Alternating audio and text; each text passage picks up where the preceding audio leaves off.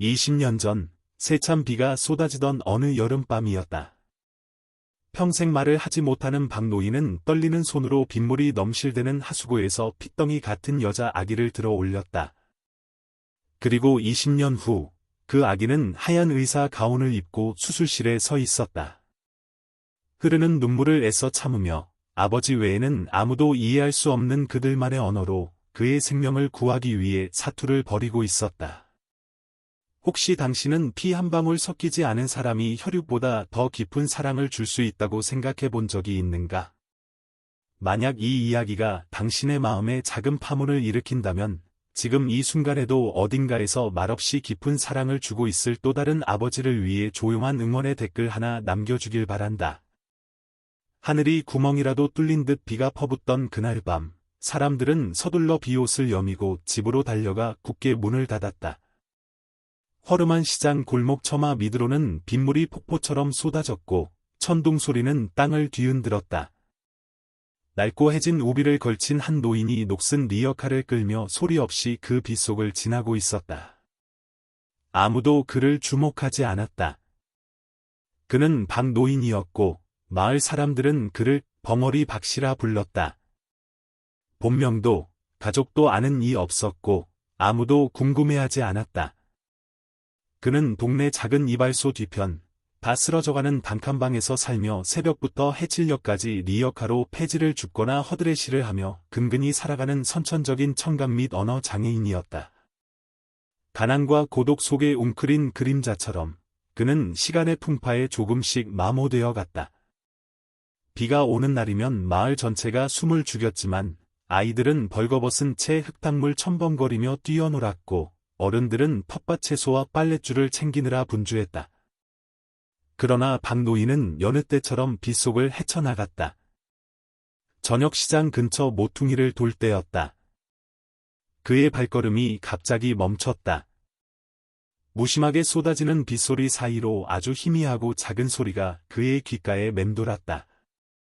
매서운 바람이 얼굴을 때렸지만 그의 시선은 쓰레기와 흙탕물이 넘실대는 하수구 한쪽에 고정되었다. 천 조각 같은 것이 보였다. 그는 미간을 찌푸렸다. 무언가 꿈틀거리고 있었다. 살을 내는 듯한 추위에도 박노인은 망설임 없이 우비를 벗어 던지고 달려갔다. 그의 떨리는 손이 진흙탕 속을 더듬었다. 마침내 천 뭉치를 꺼냈을 때 그는 숨이 멎는 듯했다. 안에는 탯줄도 채 마르지 않은 갓난아기가 온몸이 보랏빛으로 변한 채 누워 있었다. 눈도 뜨지 못한 아기의 입술은 파랗게 질려 있었다. 그는 반사적으로 아기를 품에 안았다. 흠뻑 젖은 그의 낡은 셔츠가 임시 담요가 되었다.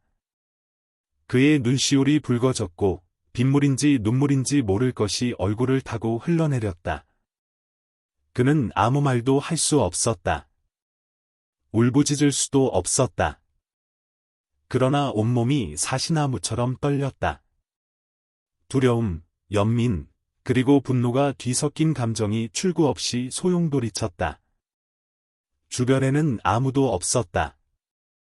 마을 사람들은 따뜻한 저녁 식사를 위해 이미 문을 닫고 들어간 후였다. 오직 앙상하게 마른 박노인만이 아기를 품에 안고 빗속을 가로질러 자신의 냉골 같은 단칸방으로 달려갈 뿐이었다.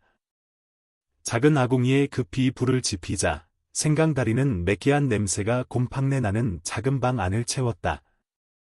박노인은 아기를 낡은 담요로 감싸 아궁이 옆에 누이고 어설픈 손길로 아기의 얼굴을 닦고 팔다리를 주물렀다. 그의 목구멍에서는 안타까움과 절박함이 뒤섞인 컥컥거리는 소리만 새어나왔다. 달래주고 싶었지만 그의 성대는 거친 바람 소리만 낼 뿐이었다. 아기가 더 이상 울지 않자 박노인의 얼굴이 하얗게 질렸다. 그는 아기를 안아 올려 가볍게 흔들었다. 반응이 없었다. 심장이 멎는 것 같다. 바로 그때 아주 작은 소리가 들렸다. 새끼 고양이 울음 같은 소리. 아기가 꿈틀거리며 입을 오물거리더니 이내 세상을 찢을 듯한 울음을 터뜨렸다. 박노인은 그제야 안도의 한숨을 내쉬었고 눈물이 빗물처럼 아기의 얼굴 위로 떨어졌다. 그는 허리를 숙여 아기의 이마에 자신의 이마를 가만히 맞대었다. 소리 없는 맹세처럼. 가난하고 누추한 방 안, 처마 및 빗소리와 함께 아기의 울음소리가 울려 퍼졌다. 그것은 생명의 신호였고 동시에 예측할 수 없는 고난의 시작을 알리는 소리이기도 했다. 그때 문가에서 희미한 개 짖는 소리가 들렸다. 흙두성이에 앙상한 떠돌이 개 한 마리가 슬그머니 방 안으로 들어와 아궁이 옆에 자리를 잡았다. 개는 박노인을 한번 쳐다보더니 아기의 발을 핥으며 인사를 건넸다. 박노인은 개를 쫓아내지 않았다. 그는 두 생명, 버려진 아기와 버려진 개를 말없이 바라보았다. 이 차가운 세상에서 말 못하고 소외된 존재들은 그렇게 서로를 찾아냈는지도 모른다. 그날 밤, 박노인은 한숨도 자지 못했다. 그는 아궁이 옆에 앉아 자신의 품에서 새근새근 잠든 아기를 지켜보았다. 어느새 아기의 피부는 옅은 홍조를 띠고 있었다. 옆에서는 떠돌이 개가 고른 숨을 내쉬며 졸고 있었다. 타오르는 불꽃이 벽에 어른거리며 그의 인생에 새롭게 펼쳐질 한 장을 예고하는 듯했다. 그 자신조차 상상할 수 없는 미래였다. 그의 마음속에는 작은 두려움과 함께 이 아이가 우연히 자신의 삶에 들어온 것이 아니라는 작은 믿음이 싹트고 있었다. 어쩌면 예순평생 처음으로 그는 더 이상 혼자가 아니라고 느꼈는지도 모른다. 희미한 새벽빛이 낡은 창호지를 비집고 들어와 방 안의 옅은 연기 위로 쏟아졌다. 아궁이 위, 깜빡 잊고 끄지 않은 냄비에서는 미음 타는 냄새가 살짝 풍겼다.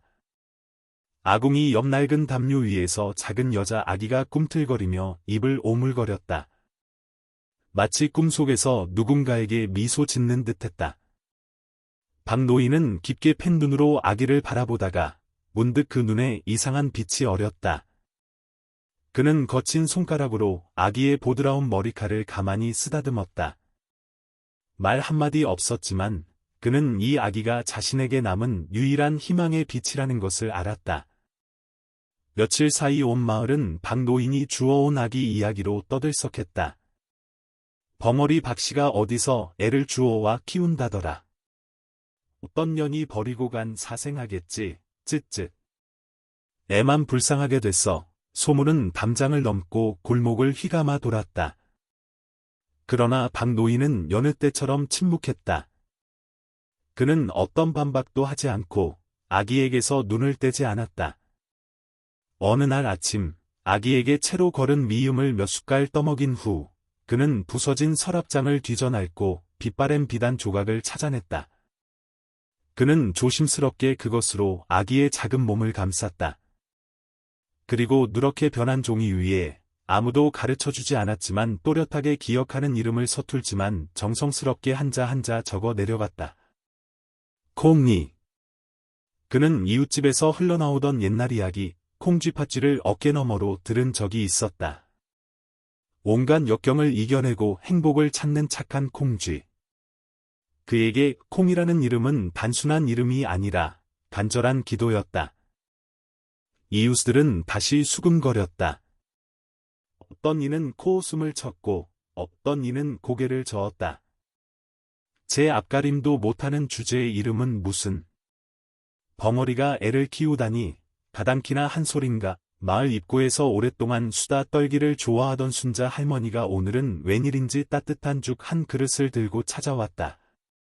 평소와 달리 아무 말 없이 죽 그릇을 내려놓고 아기를 한참 바라보더니 조용히 돌아갔다. 박노인은 고개 숙여 감사 인사를 했다. 어젯밤 외풍에 스쳐 아기 이마에 생긴 작은 상처를 어루만지는 그의 손이 떨리고 있었다. 한낮의 땡볕 아래 박노인은 여전히 리어카를 끌고 거리를 헤맸다. 간혹 푼돈을 벌었지만 그것은 값싼 분유 한 통과 부드러운 과자 몇 개를 사기에 빠듯한 돈이었다. 밤이 되면 그는 물을 데워 묽게 분유를 타고 조심스럽게 콩이에게 한 숟갈씩 떠먹였다. 그렇게 하루하루가 흘러갔다.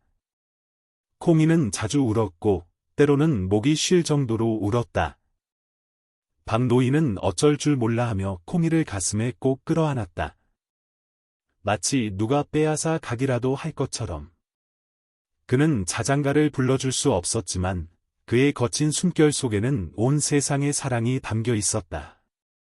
어느 밤, 다시 비가 내렸다. 처음처럼 거세지는 않았지만 끈질기고 차가웠다. 콩이의 기저귀를 갈아주려던 박노인은 아기 몸이 불덩이처럼 뜨거운 것을 발견했다. 볼은 빨갛게 달아올랐고 눈은 흐릿했다. 그의 심장이 쿵쾅거렸다. 생각할 겨를도 없이 그는 콩이를 품에 안고 비닐 조각으로 머리를 가린 채 빗속으로 뛰쳐나갔다. 면 소재지 보건소까지는 거의 3km나 되는 길이었다. 박노인은 쉬지 않고 달렸다. 차가운 바람과 무릎까지 차오른 흙탕물에 다리 감각이 무뎌졌지만 멈추지 않았다. 몇 번이나 넘어지고 구르며 온통 진흙투성이가 되었지만 그는 아기를 가슴에서 놓지 않았다. 마치 놓으면 온 세상이 무너져 내릴 것처럼. 보건소에는 아직 불이 켜져 있었다. 젊은 간호사가 약을 정리하다가 다급한 문 두드리는 소리에 놀라 문을 열었다. 온 마을 사람이 다 아는 벙어리 박노인이 추위에 떨며 핏덩이 같은 아기를 안고 있었다.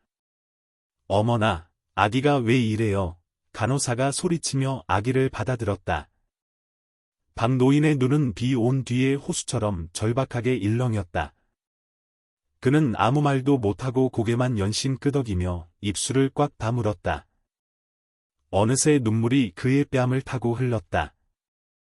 간호사는 급히 콩이를 안으로 데려가 담요로 감싸고 체온을 재고 해열 주사를 놓았다. 처치가 끝난 후 그녀는 웅크리고 앉아있는 박노인 곁으로 다가가 앉았다. 아이가 운이 좋았어요. 하지만 아저씨도 정말 대단하세요. 이렇게 비 오고 추운데 아기를 안고 그 먼 길을 달려오시다니요. 박노인은 그저 고개를 숙였다. 그의 마른 어깨가 바람 앞에 갈대처럼 떨렸다. 간호사는 그의 손을 잡고 천천히 말했다. 태어날 때부터 아버지가 되는 법을 아는 사람은 없어요. 하지만 사랑만 있으면 돼요. 박노인이 고개를 들었다. 그의 눈에 처음으로 소리 없는 따뜻함이 어렸다. 다음 날 아침, 비가 그치자 그는 콩이를 안고 집으로 돌아왔다. 다 쓰러져가는 단칸방은 여전히 누추했지만 어쩐지 조금은 더 밝아진 듯했다. 며칠 전 찾아왔던 떠돌이 개는 여전히 방구석에 엎드려 있다가 그를 보고 고개를 들더니 다시 엎드렸다. 콩이는 위험한 고비를 넘기고 그의 품에서 깊이 잠들어 있었다. 밖에서는 며칠간의 장마 끝에 햇살이 비치기 시작했다. 사람들은 여전히 수군거리고 의심할지 모르지만 말 못하는 박노인에게 그 모든 것은 더 이상 중요하지 않았다. 그는 마음속으로 부를 이름, 한 번도 소리 내어 불러본 적 없지만 영원히 가슴속에 메아리칠 그 이름, 콩이를 얻었기 때문이었다. 갓난아기의 울음소리는 처음엔 조용한 시골 마을에 떨어진 불청객 같았다. 새벽달 울음소리나 한낮의 매미 소리에만 익숙했던 마을이었다. 그러나 하루하루 지나며 사람들은 점차 익숙해졌다. 마을 구석진 곳, 벙어리 박씨의 허름한 집에서 들려오는 앙칼진 울음소리에. 하지만 그 울음소리의 주인이 박노인의 아이라는 사실에는 여전히 익숙해지지 못했다. 1년 내내 녹슨 리어카를 끌며 말없이 살아가는 깡마른 벙어리 박씨. 누가 물으면 고개를 숙이고 손짓만 할 뿐, 아무도 그가 무슨 말을 하는지 이해하지 못했고 이해하려 하지도 않았다. 사람들은 그가 좀 모자라다고 생각했다. 그럼 그가 아버지도 어머니도 출생신고도 근본도 없는 핏덩이를 안고 어르고 먹이고 재운다니. 어느 무더운 여름날 마을 정자나무 아래서 부채질하던 한 노인이 혀를 차며 한마디 툭 던졌다. 하늘이 준 것도 시험이여, 시험. 한국의 여름은 혹독했다. 아침부터 저녁까지 쏟아지는 불볕더위, 초가 지붕 부엌에서 새어나오는 생선 조리는 냄새와 땀 냄새, 윙윙대는 파리떼. 길가 허름한 가게 평상에 앉아 콩이는 이제 만 6달이 되어 방긋방긋 웃고 있었다. 눈은 초롱초롱 빛나고 배는 통통했으며 피부는 건강한 갈색이었다. 박노인은 양은 숟가락으로 콩이에게 죽을 떠먹이며 입으로 허 이상한 소리를 냈다.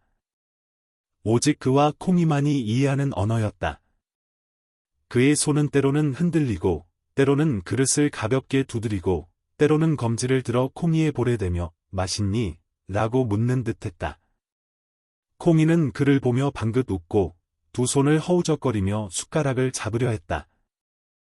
그런 순간이면 허름한 단칸방은 천국으로 변했다. 그러나 바깥 세상에서는 수군거림이 더욱 심해졌다. 익명의 투서가 면사무소에 전달되었다. 내용은 짧지만 악의에 가득 차 있었다. 마을에 사는 청각 이 언어 장애인이 출처 불명의 아이를 키우고 있음. 유괴 혐의 의심.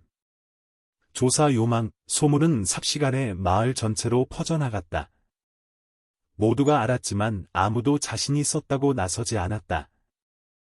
그들은 반신반의하며 수군거렸고 박노인 집에 무슨 일이라도 생기면 우르르 몰려들었다.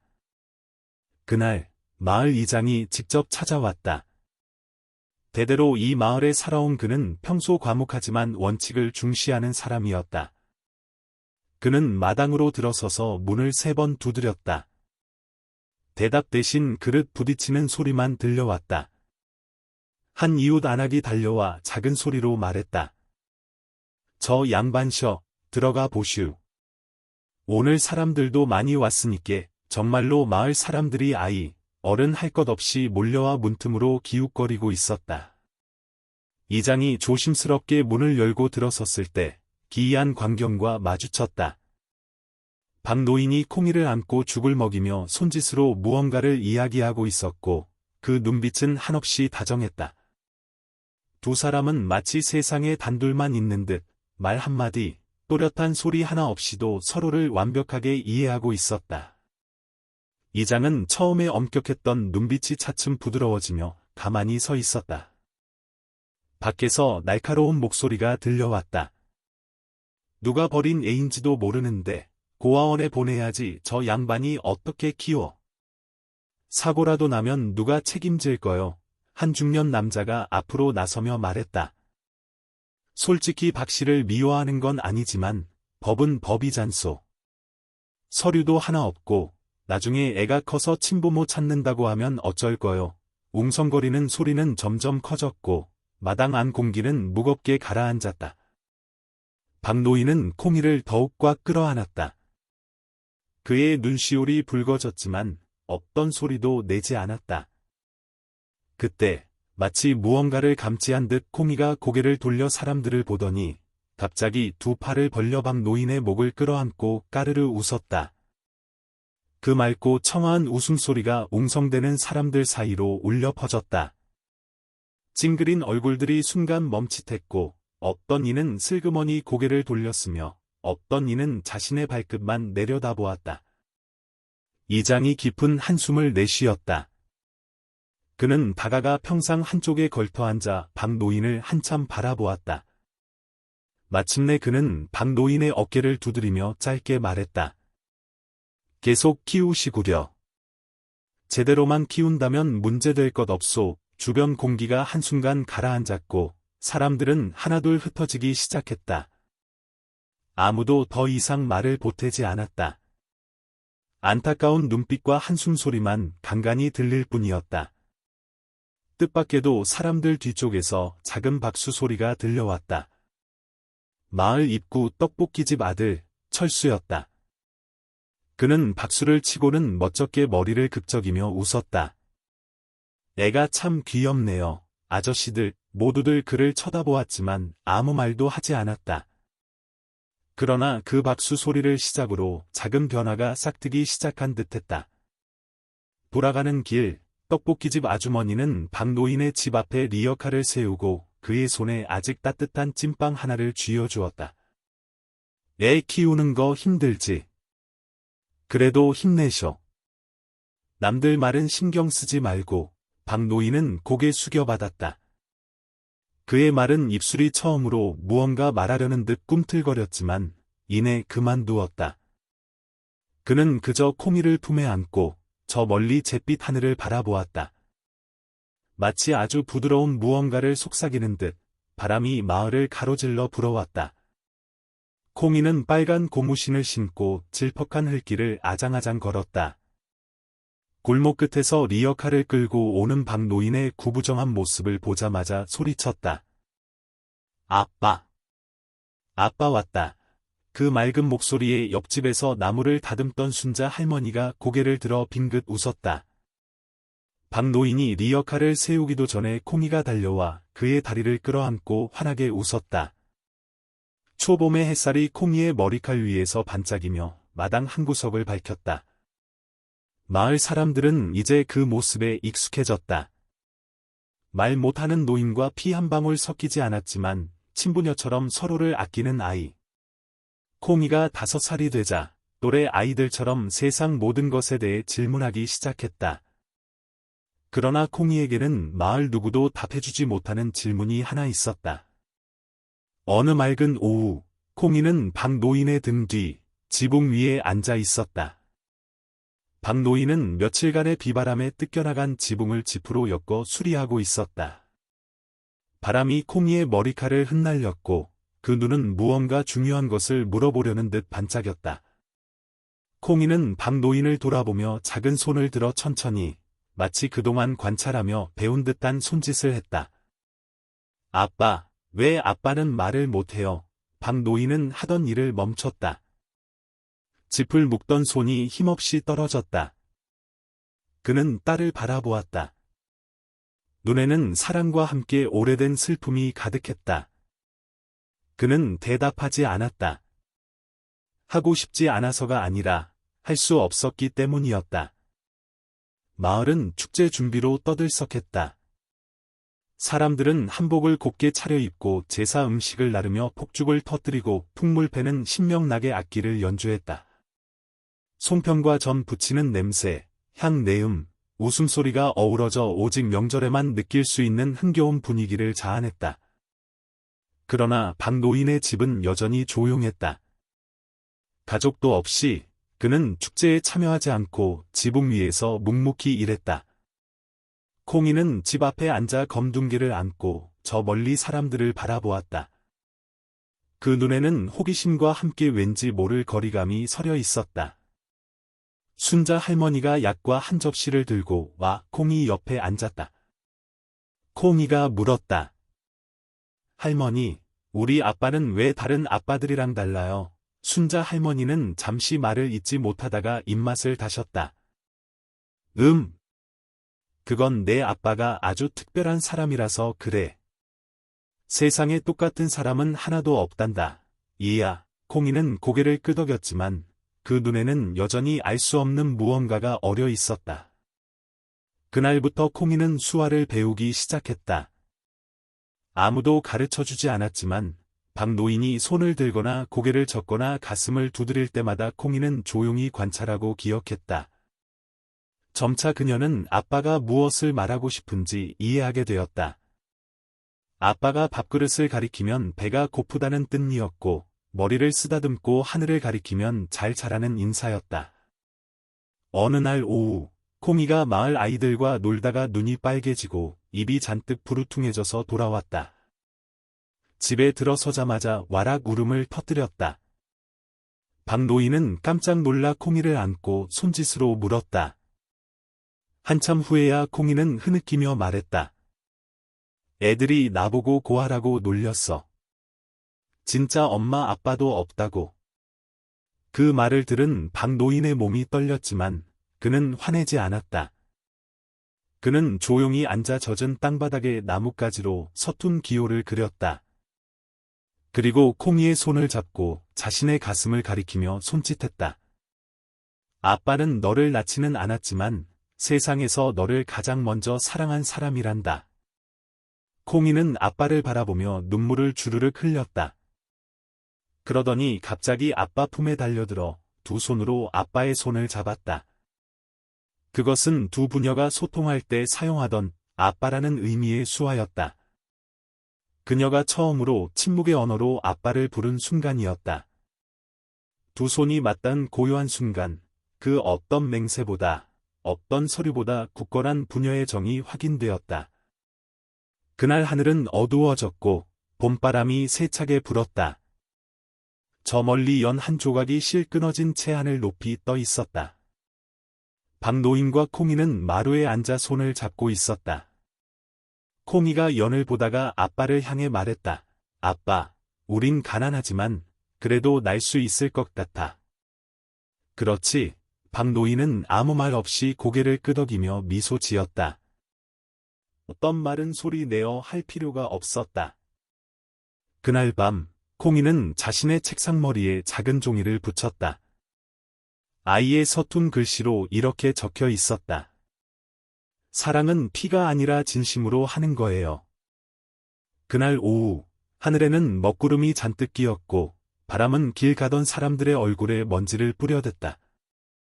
콩이는 학교 특별활동이 늦게 끝나 마을 어귀시장을 가로질러 집으로 달려가고 있었다. 길을 채 건너기도 전에 쾅 하는 소리와 함께 사람들이 놀라 뒤돌아보았다. 삼거리 한가운데 박노인이 흙탕물 웅덩이에 쓰러져 있었고 그의 낡은 리역하는 바퀴 하나가 인도에 걸쳐진 채 넘어져 있었다. 젖은 채소 한 바구니가 길바닥에 나뒹굴었다. 흰 티셔츠를 입은 젊은 남자가 전동 스쿠터 옆에 서서 짜증스러운 표정으로 소리쳤다. 아니, 노인네가 길을 어떻게 다니는 거야? 사람 장사 못하게. 웅성거리던 사람들 중 누구도 나서지 않았다. 어떤 이는 흘끗 보더니 가버렸고 어떤 이는 저 영감 또 저러네 하고 중얼거리며 마치 아무 일도 없었다는 듯 흩어졌다. 콩이가 달려가 아버지를 부축해 일으켰다. 아버지의 무릎에서는 피가 흘러 낡은 바지를 붉게 물들이고 있었다. 콩이는 젊은 남자를 노려보며 떨리지만 단호한 목소리로 말했다. 아저씨가 사람을 치고도 큰 소리예요? 우리 아빠는 아무도 방해하지 않았어요. 함부로 말하지 마세요. 젊은 남자는 얼굴이 불그락푸르락해지더니 투덜거리며 스쿠터에 시동을 걸고 흙탕물을 튀기며 사라졌다. 콩이는 박노인을 부축해 집으로 돌아왔다. 아버지는 아무 말 없이 괜찮다는 듯 살짝 얼굴을 찌푸리며 손짓했지만 콩이에게 그것은 괜찮은 일이 아니었다.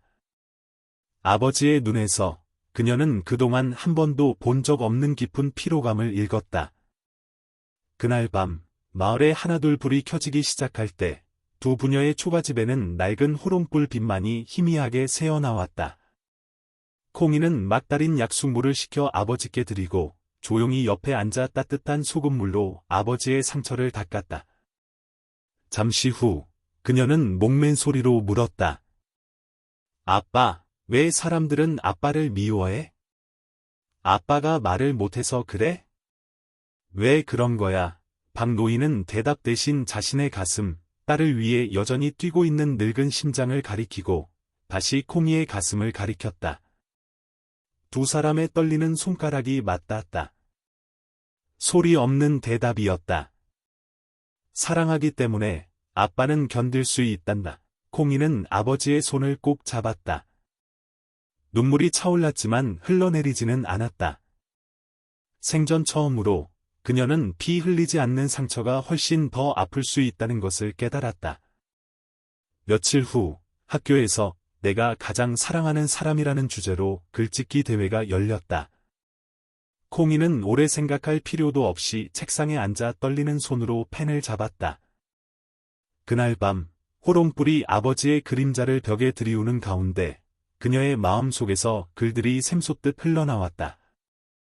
우리 아빠는 말을 못해요. 하지만 내가 배탈이 나면 따뜻한 물을 떠다 주시고 베개를 높이 받쳐주며 밤새 내 곁을 지켜주세요. 내가 시험을 못 봐도 아빠는 야단치거나 고개를 젓지 않으세요. 그저 내 어깨를 3번 두드려 주실 뿐이죠. 나는 아빠가 괜찮아, 힘내. 아빤 널 믿어라고 말씀하시는 걸 알아요. 아빠는 저를 낳아주시진 않았지만 아빠가 가진 모든 것으로 저를 가장 먼저 사랑해주신 분이에요. 아빠의 사랑은 소리 없는 사랑이지만 제 가슴속 가장 깊은 곳에서 가장 또렷하게 들리는 사랑이에요. 다음 날 아침, 콩이가 교실 앞에서 자신의 글을 읽자 갑자기 정적이 흘렀다. 반 아이들과 선생님 모두 조용해졌다. 예전에 그녀의 아버지를 놀렸던 몇몇 아이들은 부끄러운 듯 고개를 숙였고, 없던 아이는 소매로 눈물을 닦았다. 선생님은 다가와 콩이를 안으며 한마디 했다. 내 글을 들으니 선생님도 돌아가신 아버지가 생각나는구나. 얼마 후, 콩이의 글은 전교 교직원 회의에서 낭독되었고, 엄격하기로 소문난 교장 선생님조차 눈시울을 붉혔다. 회의가 끝난 후, 낯선 남자가 젊은 여교사에게 다가가 조용히 물었다. 저 아이가 박노인 친딸인가요? 여교사는 고개를 저었다. 아니에요. 하지만 저 둘의 사랑은 누구에게나 깊은 생각을 하게 만들죠. 소식은 학교 전체로 빠르게 퍼져나갔고, 콩이의 글은 주간 소식지에 실려 게시판에 붙었다. 그중 한 구절, 우리 아빠는 말을 못하지만 세상에서 가장 큰 사랑으로 말씀하시는 분이에요라는 문장은 선생님들 사이에서 회자되었고, 많은 이들이 사진을 찍어 멀리 있는 자녀들에게 보내기도 했다. 박노인은 그 글들이 얼마나 많은 사람들의 마음에 감동을 주었는지 알지 못했다. 하지만 그날 밤, 콩이가 집에 돌아와 아버지를 힘껏 끌어안고 어깨에 얼굴을 묻으며 속삭였다. 오늘 학교 전체에서 아빠 일기 읽었어요. 친구들이 전부 아빠가 최고래요. 박노인은 딸을 보며 놀란 듯한 표정을 짓더니 이내 봄바람처럼 온화하게 웃었다.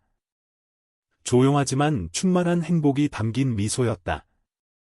밖에는 초승달이 나뭇가지 사이에 떠 있었고 바람이 바나나 잎을 살랑거렸다. 온갖 편견으로 가득한 세상 속에 작은 초가집이 자리 잡고 있었지만 그 안에는 모든 불의에 맞설 만큼 큰 사랑이 있었다. 이른 아침, 운동장에는 희미한 안개가 깔려 있었고 방송에서는 오래된 노래 어머니의 마음이 잔잔하게 흘러나왔다. 콩이는 운동장 끝 돌벤치에 앉아 희미해지는 하늘을 멍하니 바라보고 있었다. 도장실에는 낯선 사람이 그녀를 기다리고 있었다. 내가 콩이구나. 안녕? 나는 윤 기자라고 해. 내 글 때문에 여기까지 왔단다. 콩이는 고개를 끄덕였지만 여전히 망설이는 듯했다. 그렇게 따뜻하고 진심 어린 목소리로 누군가가 자신의 이름을 불러주는 것이 아직은 낯설었다. 윤 기자는 소박한 셔츠 차림에 작은 은목걸이를 한 젊은 여성이었다. 카메라나 조명 대신 수첩과 부드러운 미소만 가지고 있었다. 그녀는 컬러 인쇄된 신문 한 장을 꺼냈다. 거기에는 콩이가 초가집 안에서 박노인을 안고 잠든 사진이 실려 있었다. 베개는 낡은 쌀 포대였고 이불은 빛바랜 외투였다. 사진 아래에는 이런 글귀가 적혀 있었다. 말 없는 아버지, 소리 없는 사랑. 미리 허락받지 않고 기사를 내서 미안해. 하지만 내 글이 너무나 많은 사람들을 울렸단다. 알고 있니? 벌써 100만 명이 넘는 사람들이 SNS에서 내 글을 공유했어. 그 중에는 아빠와 사이가 안 좋았던 아이들도 자식에게 다가가지 못했던 아빠들도 있었단다. 콩이는 그 말을 듣고 망연자실했다. 그저 마음이 시키는 대로 쓴 글이었는데 그렇게 멀리까지 퍼져나갈 줄은 상상도 못했다. 그날 오후, 윤 기자는 박노인의 집을 방문했다. 낯선 손님을 보고 박노인은 잠시 굳었지만 불편한 기색을 보이진 않았다. 콩이가 손짓으로 설명했다. 이분은 아빠와 저에 대해 듣고 싶어 하세요. 그는 가만히 고개를 끄덕였지만 눈빛에는 마치 강한 빛에 놀랐던 사람이 여전히 오래된 상처를 들킬까 두려워하는 듯한 불안감이 서려 있었다. 윤 기자는 서두르지 않고 집 안을 둘러보았다. 박스로 얼기설기 만든 책상, 낡아 빠진 슬리퍼, 부엌 한쪽에서 떨리는 손으로 채소를 씻고 있는 박노인의 모습. 그의 손은 거칠었지만 이상할 정도로 깨끗했다. 콩이는 그의 여름의 폭풍 후 소리 없던 첫 포옹, 박노인이 10km나 되는 길을 불평 한마디 없이 자전거로 자신을 학교에 데려다주던 날들에 대해 이야기하기 시작했다. 윤 기자는 과장이나 미화 없이 소박하지만 애틋하게 아름다운 그들의 삶을 기록해 나갔다. 다음 주부터 사람들이 찾아와 슬며시 쌀 한 포대를 놓고 가거나 호떡 장수 할머니가 손녀 먹으라며 호떡 한 개를 더 얹어주기도 했다. 하지만 동시에 수군거리는 소리도 들려왔다. 이제 유명해졌으니 TV에도 나오겠네. 잘하면 후원받아서 집도 새로 짓고 인생 역전하겠는데? 다 쇼하는 거지. 누가 저렇게 진짜로 살아? 콩이는 모든 것을 들었다. 처음에는 조용히 넘겼지만 나중에는 슬퍼졌다. 어느 날 저녁, 그녀는 밥도 먹지 않고 마루에 멍하니 앉아 있었다. 박노인이 다가와 옆에 앉더니 낡은 솔로 깨끗하게 닦은 학생용 구두 한 켤레를 내밀었다. 아무 말 없이 신어보라는 손짓을 했다. 콩이가 어리둥절해하자 그는 젖은 땅바닥에 이렇게 썼다. 깨끗한 신을 신으면 길이 진흙탕이라도 더 멀리 갈 수 있단다. 콩이는 울음을 터뜨렸다. 다음 날, 콩이는 학교로 윤 기자를 찾아갔다. 이제 그만하고 싶어요. 아빠가 상처받는 걸 원치 않아요. 사람들은 저처럼 아빠를 이해하지 못해요. 윤 기자는 놀라지 않고 콩이의 눈을 깊이 들여다보며 말했다. 알고 있니? 내 아버지 같은 분은 더 많은 사람들에게 알려질 가치가 있어. 유명해지기 위해서가 아니라 절망하고 외로운 사람들에게 진정한 사랑이 여전히 존재한다는 것을 알려주기 위해서 말이야. 가난한 시골 마을, 작은 초가집 안에도 말이지. 콩이는 침묵했다. 그날 오후, 박노인은 콩이의 손을 잡고 스스로 외투를 걸치고 모자를 썼다. 그리고 손짓했다. 아빠랑 시장 가자. 그가 어둠 속에 숨어 지내던 수년 만에 처음으로 딸과 함께 골목길을 나선 순간이었다. 마을 사람들은 놀랐지만 없던 이는 가볍게 미소 지었다. 박노인은 아무 말도 하지 않았지만 콩이는 이해했다. 내가 아빠를 위해 빛 속에 설 용기가 있다면 아빠도 너를 위해 어둠 속에 숨지 않을 것이다. 사흘 후 점심시간에 도청에서 전화가 걸려왔다. 교감 선생님이 콩이를 교무실로 불렀다. 전화기 너머에서는 부드러운 목소리가 들려왔다. 콩이 학생을 도효행상 시상식에 초청하여 부녀 간의 사랑에 대해 발표할 기회를 드리고자 합니다. 학교 측의 협조를 부탁드립니다. 콩이는 수화기를 들고 있었지만 심장이 세차게 뛰었다. 저편에서는 윤 기자도 멀리서 그녀를 바라보고 있었다. 강요하지 않고 힘을 실어주는 눈빛이었다. 그날 밤, 콩이는 책상 앞에 앉았다. 옆에는 박노인이 부엌재로 다시 한번 깨끗하게 닦아 놓은 구두가 놓여 있었다. 그녀는 하얀 공책을 펴고 첫 줄을 써 내려갔다. 세상 모든 아이가 태어나면서부터 아버지의 손을 잡고 학교에 가는 것은 아닙니다. 저는 말 못하는 아버지를 두었지만 그분은 평생을 통해 제게 삶의 의지를 가르쳐 주신 분이기에 저는 행운아입니다. 화려한 조명이 쏟아지는 무대, 우렁찬 박수와 장엄한 배경음악 속에서 콩이는 하얀색 단정한 원피스를 입고 가만히 서 있었다. 높은 곳에서 그녀의 시선은 객석 아래, 구석진 자리에 움츠린 듯 앉아있는 한 늙은 남자를 향했다. 그는 무릎 위에 손을 얹고 고개도 제대로 들지 못한 채 앉아 있었다. 박노인이었다. 그는 사람 많은 곳이 익숙하지 않았고 박수칠 타이밍도 몰랐으며 왜 자신이 이렇게 화려한 곳에 와 있는지조차 이해하지 못했다. 하지만 그는 무대 위에 저 아가씨가 자신의 딸이며 말 못하는 자신의 인생 유일한 자랑이라는 것을 알았다. 한 줄기 눈물이 천천히 그의 뺨을 타고 흘러내려 낡고 해진 카키색 바지 무릎 위로 떨어졌다. 주름진 얼굴이 감동으로 떨렸지만 그는 평소처럼 소매로 눈물을 닦지 못했다. 콩이가 아침부터 정성껏 다려준 하얀 셔츠를 더럽힐까 봐서였다. 아빠, 오늘은 꼿꼿이 앉아 계세요. 손톱 물어뜯거나 땅만 보지 마시고요. 오늘은 아빠도 칭찬받는 날이니까요. 콩이는 마이크를 꽉 잡았다. 무대 조명 아래 그녀의 눈은 깊은 감동으로 빛났지만 목소리는 또렷하고 차분했다. 제 이름은 콩이입니다. 시골스러운 이름이지만 제가 옛날 이야기를 좋아해서가 아니라 아빠가 지어주신 이름이기 때문입니다. 제 아빠는 말을 못하시지만 사랑이 무엇인지 처음으로 가르쳐주신 분입니다. 아빠는 노래로 저를 재워주시진 않았지만 떨리는 손으로 저를 어루고 달래주셨습니다. 아빠는 말로 가르치시진 않았지만 길에서 놀림당할 때마다 보여주신 눈빛과 인내로 가르치셨습니다. 바로 그 말 못하는 아빠가 제게 마음의 소리를 내는 법을 가르쳐 주셨습니다. 강당 전체가 숨을 죽였다. 찰칵거리는 카메라 소리가 멀게만 느껴졌다. 앞줄에 앉은 몇몇 어른들은 고개를 끄덕이며 눈물을 닦았고 나이든 아주머니 몇몇은 조용히 휴지를 코에 가져다 댔다. 객석 뒤편에서 박노인은 딸을 보며 천천히 고개를 끄덕였다. 마치 잘하고 있다. 내 딸이라고 말하는 듯했다.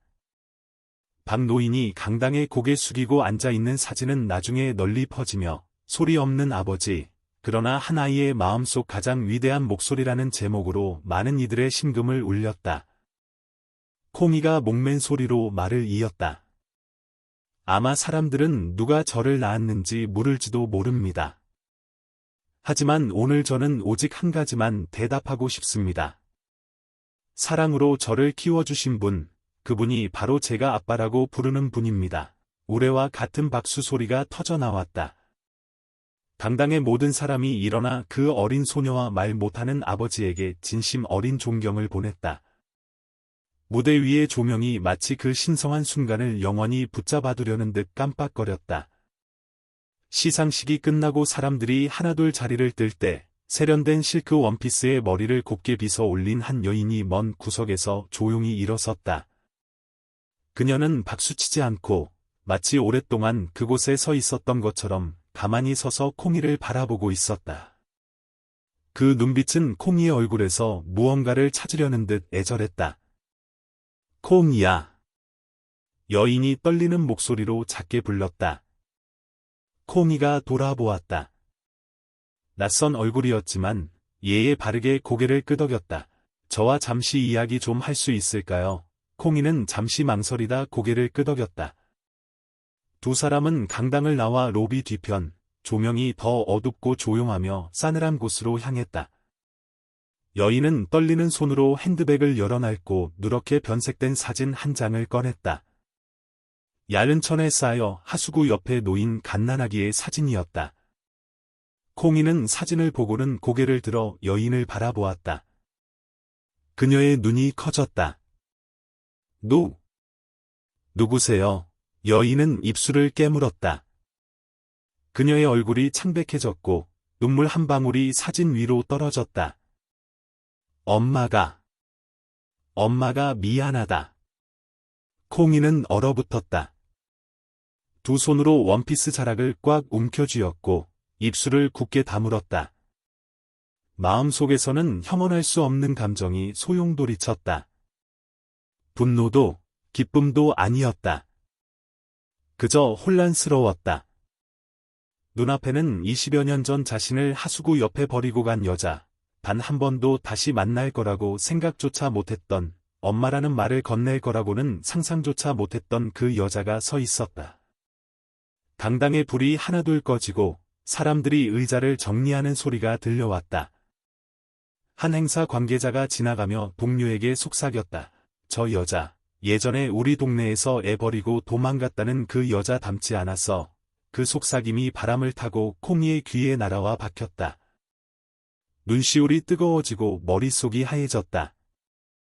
여인은 여전히 그곳에 앉아 두 손으로 얼굴을 가린 채 흐느끼고 있었다. 더 이상 세련된 귀부인도 고귀한 인물도 아니었다. 뒤늦은 죄책감에 몸부림치는 한 명의 어머니일 뿐이었다. 콩이는 아무 말도 하지 않았다. 그녀는 일어나 무거운 발걸음으로 어둠 속으로 걸어 들어갔다. 계단 위에는 박노인이 이미 기다리고 있었다. 딸이 추울까봐 작은 외투를 손에 든 채 구부정하게 서 있었다. 그는 무슨 일이 있었는지 몰랐지만 콩이가 위태롭다는 것을 느꼈다. 콩이는 말없이 그의 품에 달려들었다. 박노인은 딸을 힘껏 안았다. 그의 눈은 저 멀리 가로등 불빛이 번들거리는 밤하늘, 소리 없는 질문들이 기다리고 있는 앞날을 향하고 있었다. 밤이 깊어가는 도시의 공원, 저녁 시상식의 여우는 이미 사라지고 호숫가 물결 소리와 나뭇잎 떨어지는 소리만이 간간히 들려왔다. 콩이는 돌벤치에 홀로 앉아 두 손을 모으고 멍하니 하늘을 바라보고 있었다. 하얀 원피스에는 이제 풀네음 대신 깊은 시름과 혼란, 풀리지 않는 질문들의 무게가 배어 있었다. 이토록 마음이 복잡했던 적은 없었다. 뒤에서 가벼운 또각거리는 구두 소리가 들려왔다. 한 여인이 조심스럽게 다가왔다. 공원 등불에 비친 그녀의 얼굴은 화장이 번져 피곤함과 슬픔이 역력했다.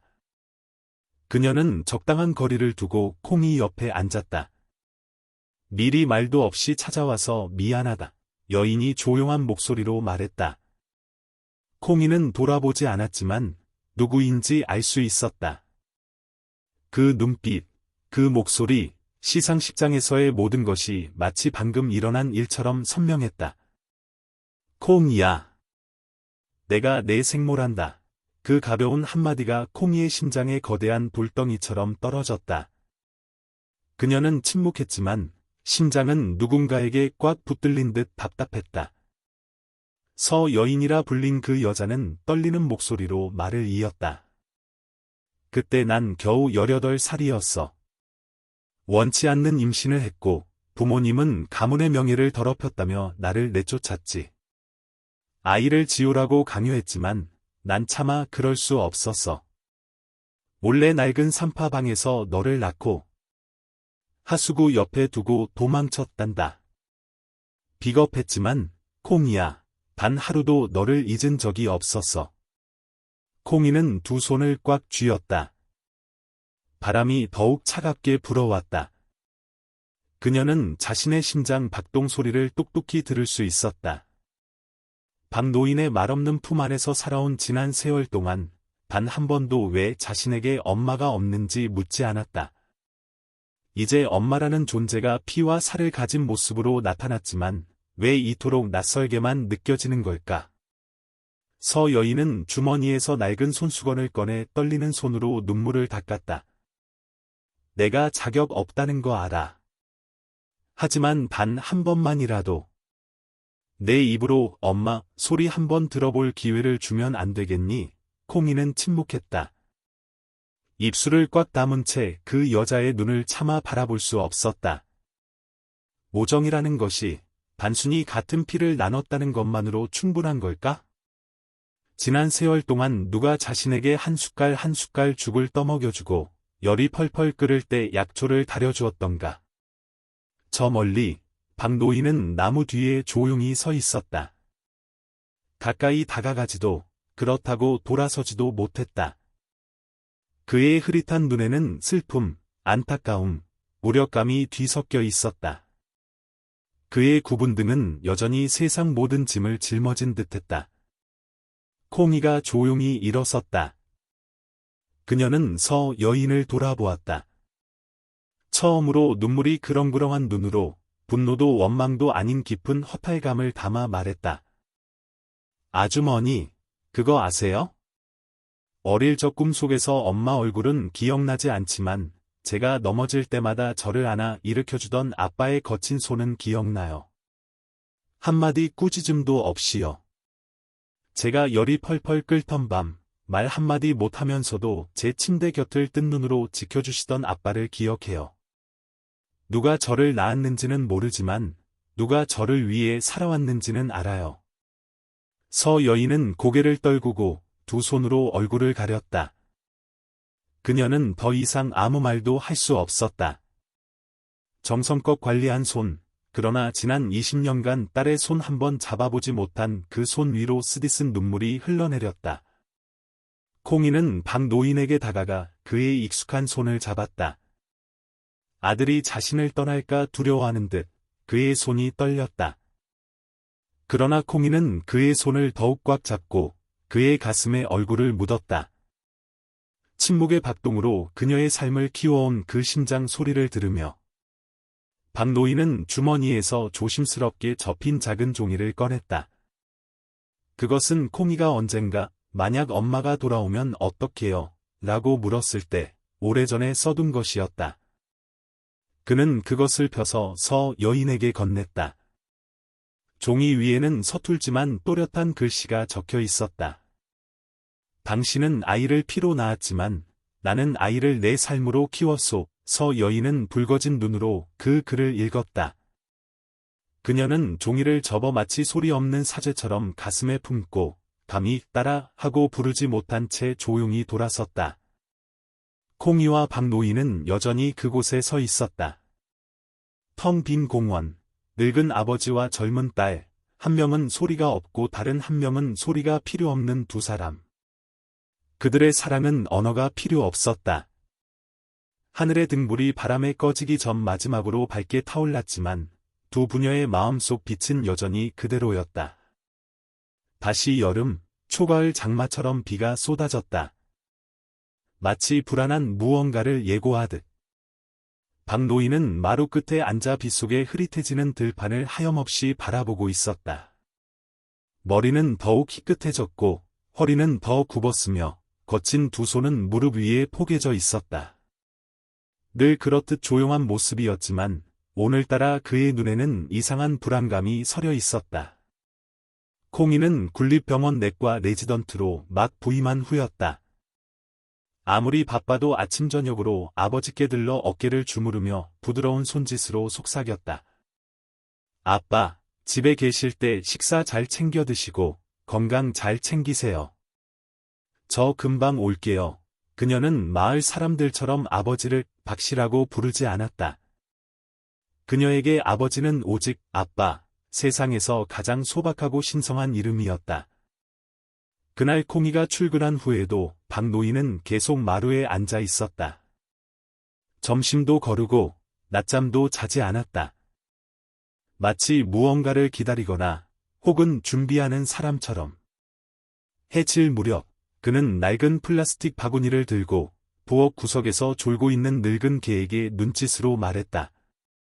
아빠 시장 좀 다녀올게. 개는 귀만 까딱하더니 다시 졸았다. 그것이 개가 주인의 마지막 외출을 본 순간이 될 줄은 아무도 몰랐다. 시장에서 돌아오는 길, 갑자기 폭우가 쏟아졌다. 박노인은 웅덩이와 자갈이 뒤섞인 흙길을 천천히 자전거로 지나고 있었다. 갑자기 바퀴가 미끄러지며 그는 균형을 잃고 풀이 무성한 도랑 옆으로 쓰러졌다. 머리를 단단한 흙바닥에 세게 부딪혔지만 그의 비명은 거센 빗소리에 묻혀버렸다. 30분쯤 지났을까, 이웃집 김씨 아저씨가 지나가다 웅크리고 누워있는 사람을 발견했다. 아이고, 박씨 양반. 그는 소리치며 달려가 박노인을 끌어올렸다. 피와 빗물이 박노인의 얼굴 위로 뒤섞여 흘렀다. 온 마을이 발칵 뒤집혔고 한 오토바이 택배 기사가 빗속을 뚫고 박노인을 국립병원으로 옮겼다. 그의 다리는 떨렸고 무릎은 심하게 부어 있었지만 말 못하는 그는 눈을 부릅뜬 채 간절히 말하려는 듯했다. 콩이에게 알리지 마시오. 걱정하게 하지 마시오. 그러나 모든 노력은 허사였다. 김씨 아저씨의 전화 한 통에 콩이는 모든 것을 알았다. 10분도 채 안 되어 그녀는 응급실 문 앞에 나타났다. 하얀 가운은 빗물에 흠뻑 젖었고 머리카락은 이마에 달라붙었으며 눈은 붉게 충혈되어 있었다. 아빠는요? CT 촬영실로 옮겼어요. 그녀의 외침에 익숙지 않은 간호사들이 놀라 돌아보았지만 모두들 지금 의식 없이 누워있는 저 노인이 그녀의 전부라는 것을 이해했다. CT 촬영 결과는 뇌내출혈. 즉시 수술해야 했다. 환자가 고령인데다 어려운 수술이라 아무도 선뜻 나서지 못했다. 그러나 콩이는 망설이지 않았다. 제가 책임지겠습니다. 제 아버지입니다. 그녀는 목맨 소리로 말했다. 차가운 수술실, 모든 장비가 준비되었다. 박노인은 수술대 위에 조용히 누워 있었다. 얼굴은 창백했지만 그의 눈은 희미하게 뜨여 있었다. 콩이가 허리를 숙여 장갑을 끼고 준비할 때 그가 갑자기 떨리는 손을 허공으로 들어 올렸다. 아무도 그가 무엇을 하는지 이해하지 못했지만 콩이는 알았다. 사시나무처럼 떨리는 그 손은 지난 20년간 두 부녀만이 사용해온 침묵의 언어로 세 가지 기호를 그리고 있었다. 사랑한다. 콩이는 망연자실했다. 눈물이 마스크 위로 떨어졌지만 그녀의 손은 더욱 단단해졌다. 아빠, 저도 아빠 사랑해요. 제가 아빠 꼭 살릴 거예요. 반드시요. 수술등이 켜지기 전 콩이는 아버지 귀에 바싹 다가가 속삭였다. 아빠, 믿으셔야 해요. 어릴 때 아빠가 제게 손으로 읽고 눈으로 쓰는 법을 가르쳐 주셨듯이 이제 제가 이 메스로 아빠 대신 말할 거예요. 박노인의 옷 주머니에서 간호사들은 물에 젖어 곱게 접힌 종이 한 장을 발견했다. 오래된 편지였지만 잉크는 여전히 선명했다. 콩이에게. 만약 아빠가 더 이상 말을 할 수 없게 되는 날이 온다면 이것만은 기억해다오. 내가 아빠 인생 최고의 선물이었다는 것을. 아빠는 너에게 풍족한 삶을 주지 못해 미안하지만 내 미소를 지키기 위해 평생을 바쳤단다. 만약 내가 혈육과 사랑 사이에서 선택해야 한다면 너를 평화롭게 하는 것을 선택하렴. 아빠는 너를 선택했고 단 한 번도 후회한 적이 없으니까. 콩이는 편지를 읽으며 손을 꽉 쥐었다. 그녀의 눈이 비 속의 등불처럼 타올랐다. 수술이 시작되었다. 메스가 움직일 때마다 딸의 심장이 함께 떨렸다. 그녀는 단지 의사가 아니었다. 그녀는 박노인의 어둠 속 마지막 빛이었다. 수술실은 차가운 백색광에 잠겨 있었고 생체 신호 모니터 소리가 생명의 시간을 재는 듯 일정하게 울렸다. 콩이는 수술대 앞에 서 있었다. 장갑 낀 두 손을 가볍게 마주 잡았다. 생전 처음으로 그녀는 심장이 제자리에 있지 않은 것처럼 느꼈다. 그것은 의학적 기술에 대한 두려움 때문이 아니라 저기 누워있는 사람이 바로 아버지, 말 없는 두 손과 평생의 침묵으로 자신을 키워준 사람이기 때문이었다. 콩이는 박노인을 내려다보았다. 그의 얼굴은 창백했고 마른 입술과 눈꺼풀이 미세하게 떨렸다. 어릴 적 손으로 말하는 법을 배우던 날들, 아버지가 아침 식사를 가리키며 해 모양을 그리던 모습, 아빠는 항상 여기 있단다라고 말하듯 어깨를 가볍게 두드리던 순간들이 느린 영화처럼 그녀의 머릿속을 스쳐 지나갔다. 오늘은 그녀가 아버지 대신 말하는 사람이었다.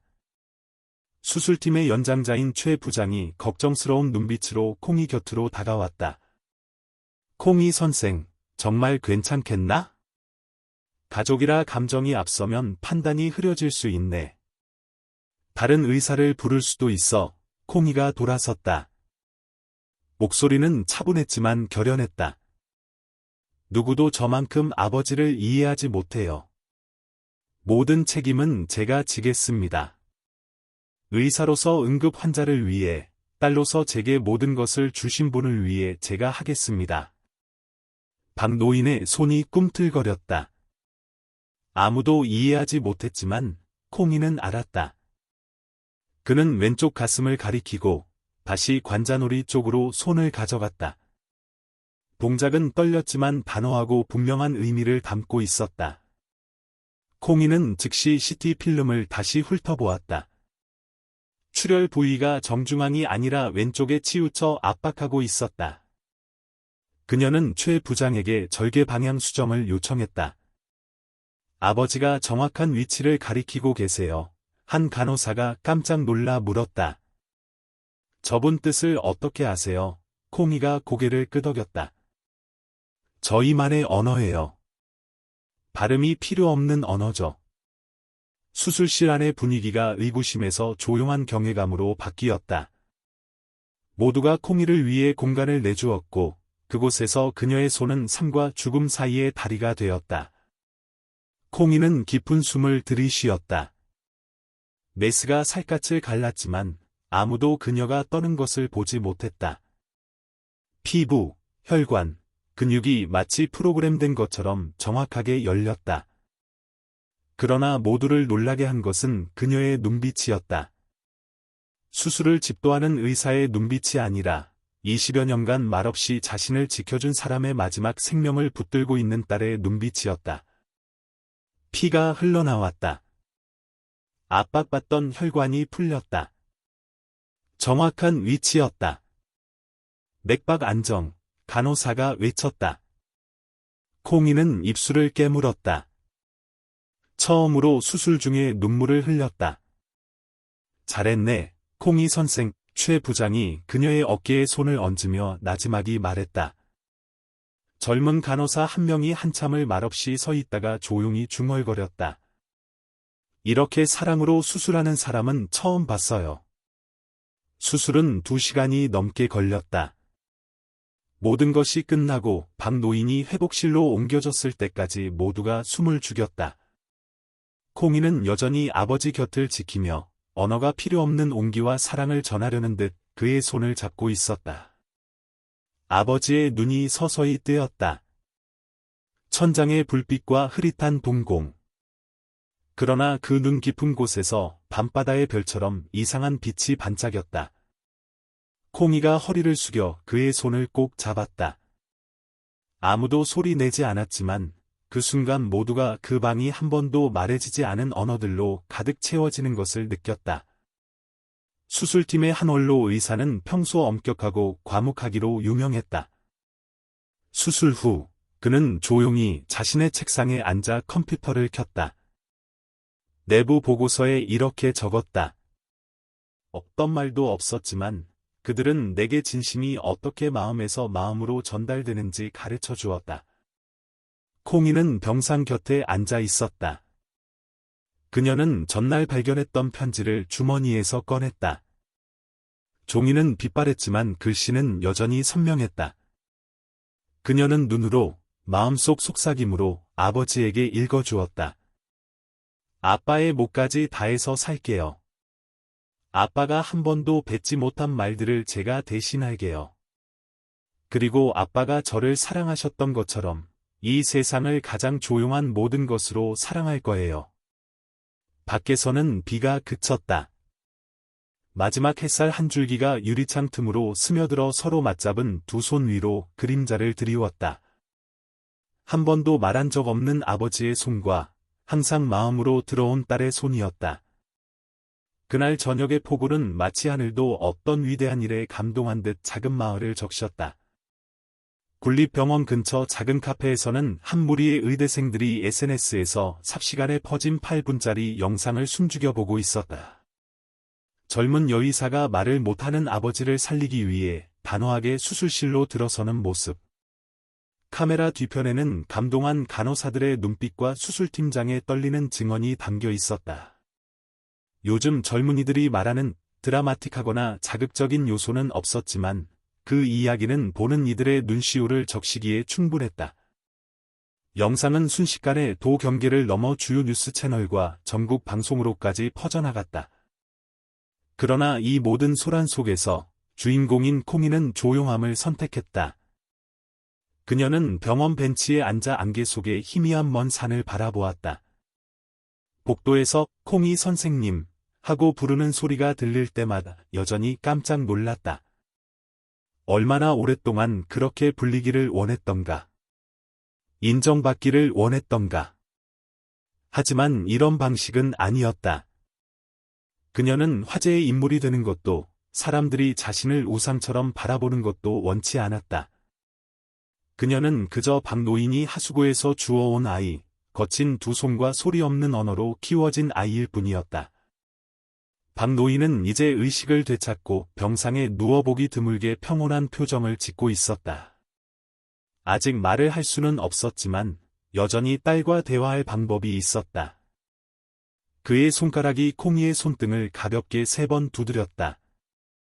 옛날부터 그들이 사용하던 아빠 여기 있다는 신호였다. 콩이는 눈물이 그렁그렁한 채 웃음을 터뜨렸다. 그때 그녀의 전화벨이 울렸다. 낯선 번호였다. 여보세요? 저는 중앙방송국 민 기자입니다. 선생님의 이야기가 수백만 명의 가슴을 울렸습니다. 혹시 인터뷰 가능하실까요? 콩이는 잠시 망설이다가 조용히 말했다. 무엇을 묻고 싶으신데요? 모든 것이요. 하지만 가장 중요한 것은 아버님께서 말씀을 못 하시는 것에 대해 어떻게 느끼시는지입니다. 콩이는 몇 초간 침묵했다. 옆에서는 박노인이 언제나처럼 온화한 눈빛으로 그녀를 바라보고 있었다. 기자님, 제 아버지는 벙어리가 아니에요. 다른 사람들처럼 말로 표현하지 않으실 뿐이죠. 하지만 아버지는 모든 것으로 말씀하세요. 두 손, 눈빛, 평생의 인내로요. 말만 하고 행동하지 않는 많은 사람들보다 훨씬 더 많은 것을요. 전화기 저편에서는 침묵이 흘렀다. 이윽고 깊은 한숨 소리와 함께 민 기자가 짧게 말했다. 감사합니다, 선생님. 이 이야기는 온 국민이 알아야 한다고 생각합니다. 사흘 후 중앙방송국은 15분이 넘는 특별 보도를 내보냈다. 침묵의 아버지, 마음의 언어, 다큐멘터리는 정성스럽게 제작되었다. 박노인이 폭풍우 속에서 갓난아기를 구하던 그의 여름을 재현한 애니메이션, 콩이가 수술실 한가운데 서서 세상에 오직 아버지밖에 없는 듯 결연한 눈빛을 하던 영상, 그리고 두 부녀가 아무 말 없이 손만 잡고 앉아있는 마지막 장면까지. 온 나라가 감동했고 SNS는 수천 개의 공유와 댓글로 들끓었다. 많은 이들이 그것을 현대판 한국 동화라고 불렀다. 강원도 산골의 한 할머니는 병원으로 손편지를 보내 여든 평생 이런 인정 넘치는 이야기는 처음 본다고 했고, 어느 고등학교에서는 소리 없는 언어에 대한 특별 수업을 진행했으며 서울의 한 의과대학에서는 콩이를 초청해 의대생들과의 만남을 주선했다.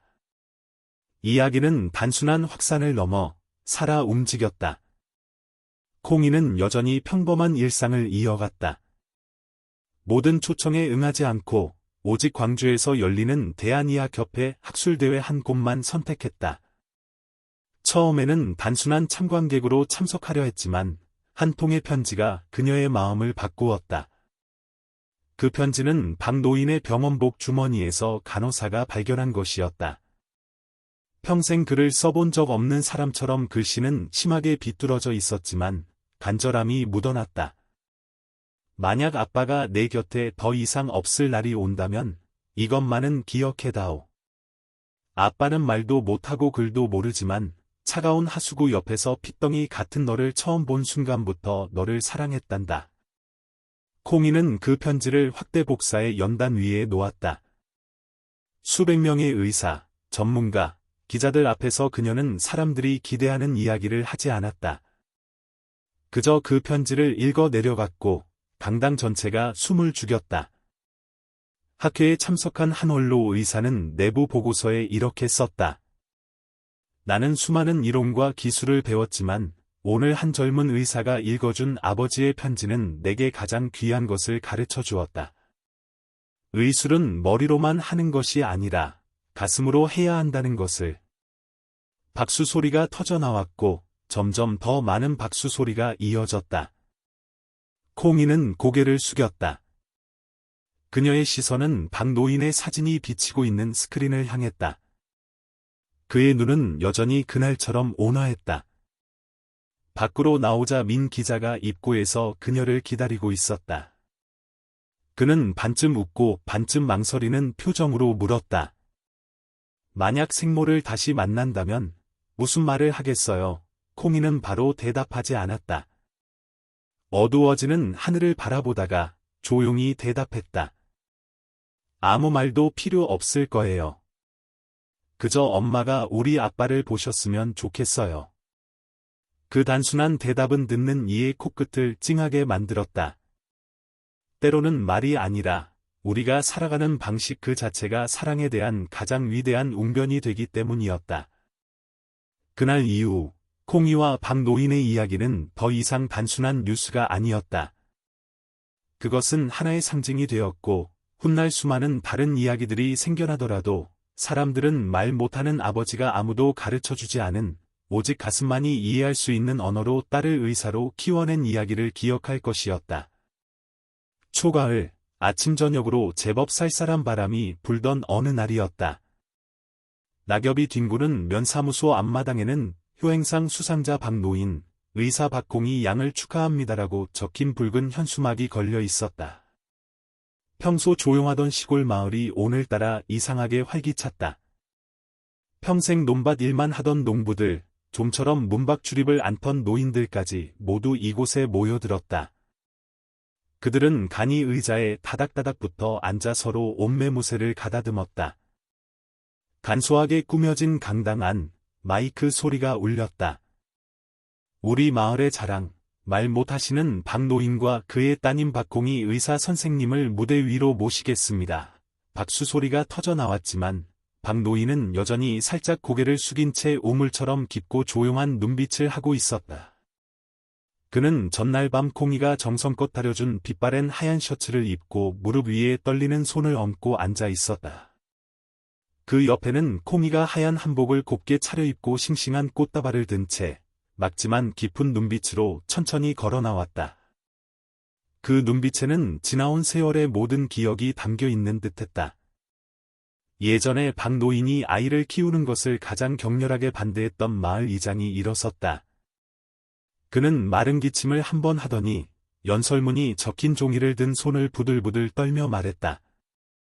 그때 저는 박씨 같은 양반은 제 한몸 건사하기도 힘든데 어찌 남의 아이까지 돌볼 수 있겠냐고 말했습니다.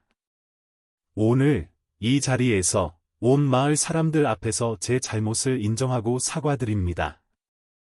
강당 전체가 숨을 죽였다.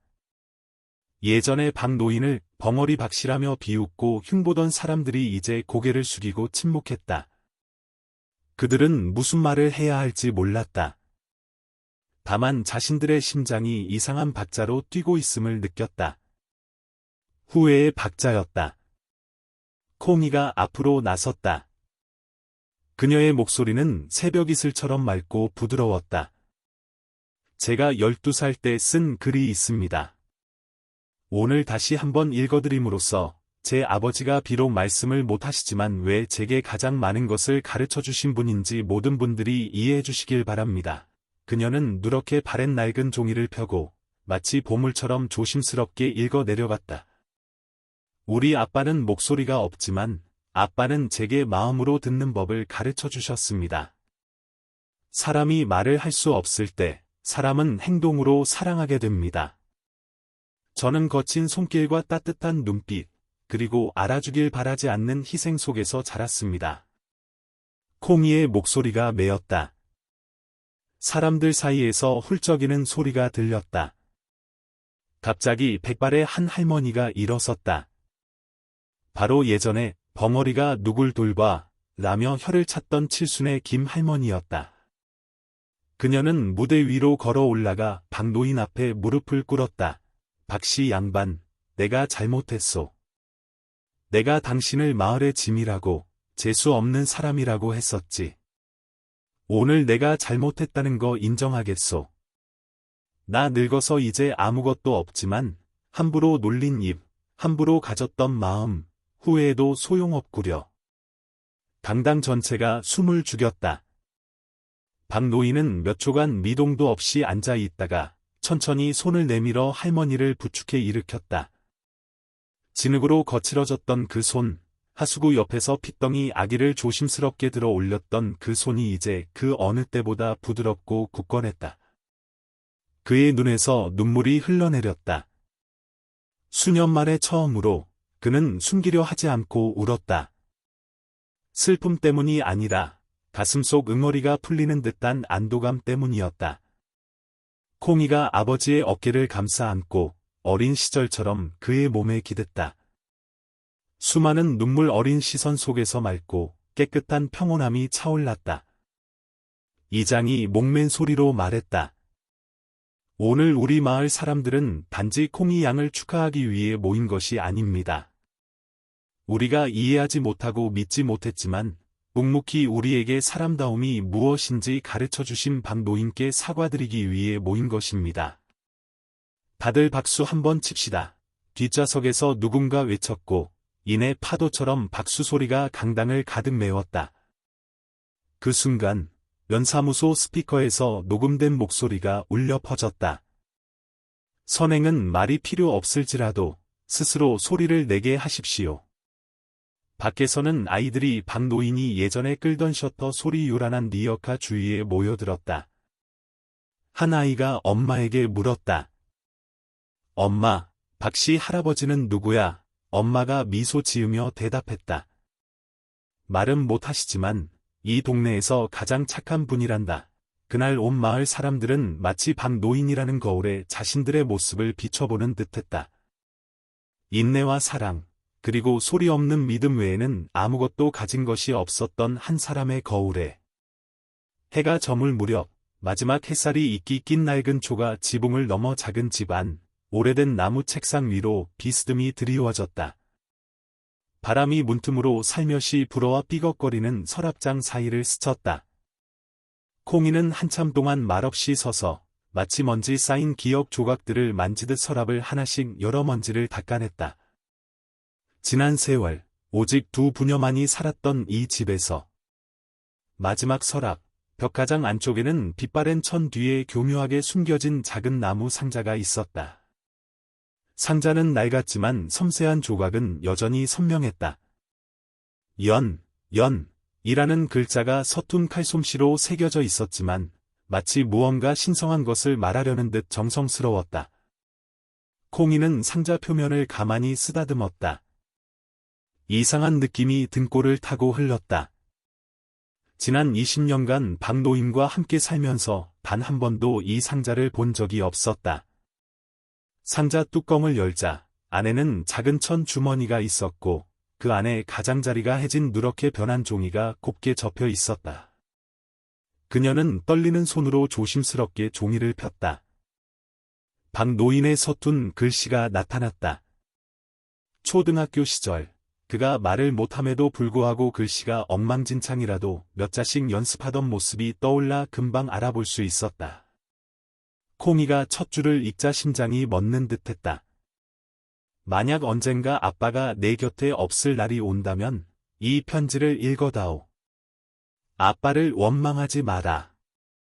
아빠는 숨기는데 서툰 것이 아니라 말하는 방법을 몰랐을 뿐이다. 호롱불 아래 콩이의 눈이 흐려졌다. 그녀는 마치 아버지가 귓가에 속삭이듯 평생 한 번도 소리 내어 말하지 못한 애틋한 감정이 담긴 글자들을 천천히 목맨 듯 읽어 내려갔다. 그날 밤엔 비가 억수같이 쏟아졌단다. 온 마을 지붕을 다 찢을 듯이. 아빠는 낡은 자전거를 타고 시장 어귀를 지나는데 고양이 새끼 우는 소리 같은 게 들렸어. 멈춰 서 보니 내가 있었지. 아주 작고 빨갛고 탯줄도 그대로 달린 채 온몸이 파랗게 질려서. 아빠는 어찌할 바를 몰라 그저 너를 안고 울기만 했단다.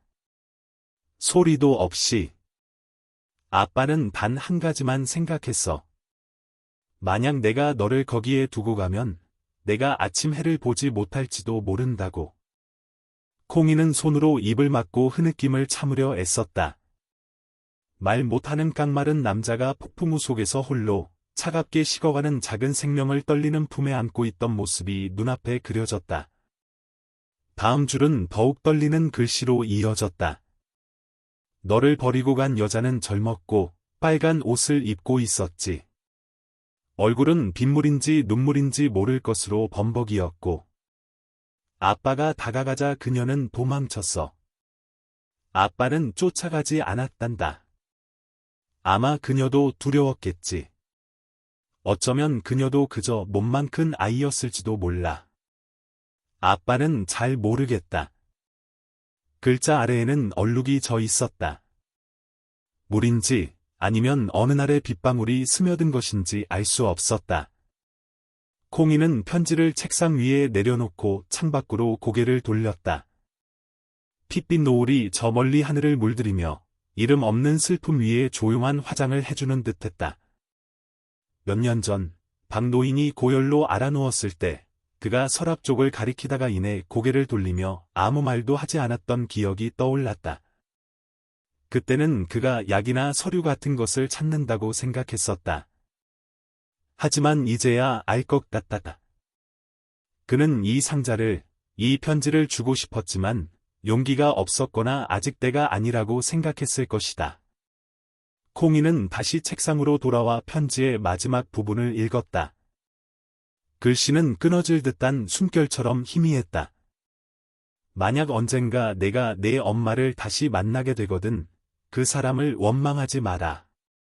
엄마라는 존재도 때로는 엄마 되는 법을 배우는 사람일 뿐이니까. 아빠는 너를 낳지는 않았지만 하늘이 너를 아빠에게 주셨단다. 그것은 소리 없는 인연이었고 너는 짐이 아니라 은혜였어. 아빠가 내게 한 가지 부탁이 있단다.